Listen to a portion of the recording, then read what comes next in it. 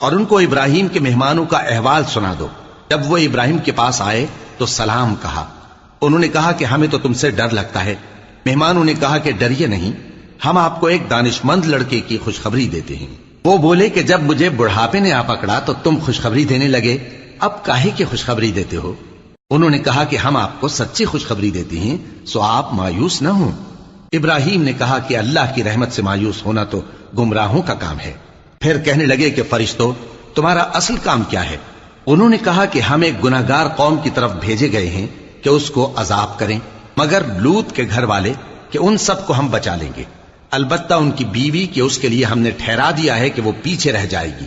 پھر جب فرشتے لوط کے گھر آئے تو انہوں نے کہا کہ تم تو ناآشنا سے لوگ ہو۔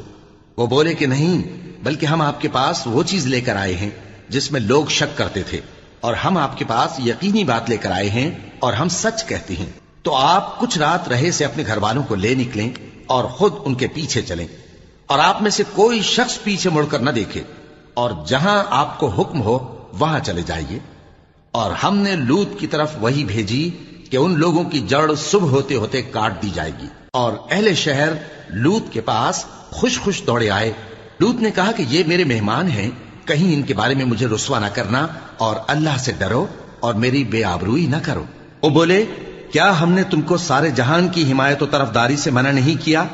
انہوں نے کہا کہ اگر تمہیں کرنا ہی ہے تو یہ میری قوم کی لڑکیاں ہیں، ان سے شادی کر لو۔